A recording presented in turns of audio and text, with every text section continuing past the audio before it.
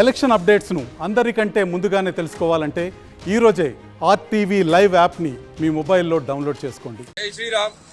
ఈరోజు బజరంగ్ దళ్ తెలంగాణ ప్రాంత పిలుపు మేరకు తెలంగాణ రాష్ట్ర ముఖ్యమంత్రి కాంగ్రెస్ పార్టీ యొక్క దిష్టి బొమ్మ దహనం చేయడం జరిగింది. కారణం ఏమిటంటే మరి మన అయోధ్య రామ మందిర్ యొక్క అక్షంతలు కానీ అయోధ్య రామ మందిర్ యొక్క విగ్రహ ప్రాణ ప్రతిష్ఠ కానీ వీటి గురించి కాంగ్రెస్ నాయకులు ఇష్టానుసారంగా అవమానకరంగా మాట్లాడడం జరిగింది. దీనికి నిరసనగా బజరంగ్ దళ్ వీరి యొక్క దిష్టి బొమ్మ దహనకు పిలుపునిచ్చింది. నిర్మల్ జిల్లా ప్రతి మండల కేంద్రంలో కాంగ్రెస్ పార్టీ రాష్ట్ర ముఖ్యమంత్రి యొక్క దిష్టి బొమ్మ దహనం కార్యక్రమం చేయడం జరిగింది.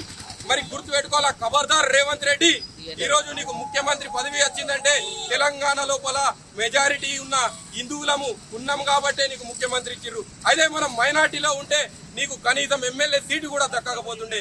అది దూచుకొని ఆచితూచి మాట్లాడు. పదవి వ్యవహారంతో హిందువులను వ్యతిరేకిస్తే మాత్రం తగ్గించాం. గుర్తుపెట్టుకో, మేము ఇదే విధంగా వ్యవహరిస్తాం, రజాకర్ పాలన కొనసాగిస్తాం, హిందువులను ఇదే విధంగా అవమానపరుస్తాం అంటే మాత్రం గుర్తుపెట్టుకో, నీ గాంధీ భవన్ యొక్క గడిని పలగొట్టడానికి మేము సిద్ధంగా ఉన్నామని చెప్పి తెలియజేస్తున్నాము.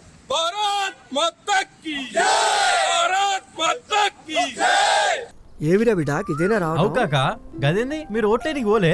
ఎవరికేస్తే ఏం లాభం? పెట్టిన దానికి 10 ఇంతలు సంపాదించేటోళ్ళే. తెల్లని అన్ని పాలు కావు, నల్లని అన్ని నీళ్లు కావు. మోడీ చెప్పి అవు మామా, మనం ఓటు వేస్తుంది మన ఆర్థిక వ్యవస్థను ఇంకా పెంచడం కోసం. ఎన్ని కష్టాలు వచ్చినా మన కోసం నిలబడుతున్న గొప్ప నాయకుడి కోసం. ఒకప్పుడు టెర్రరిస్టుల విధ్వంసాలతో నక్సలైట్ల దాడులతో దద్దరిల్లిన నా నేల ఈ రోజు ఎక్కడా ఉగ్రవాదుల దాడులు లేకుండా, మతం పేరుతో మారణ హోమాలు లేకుండా ప్రశాంతంగా ఉందంటే కారణం మోదీ కాదంటామా? మోదీ గారి అడుగులో అడుగు వేస్తూ నేనుంటాను. మరి మీరు కమలం గుర్తుకి ఓటేద్దాం, బీజేపీని గెలిపిద్దాం.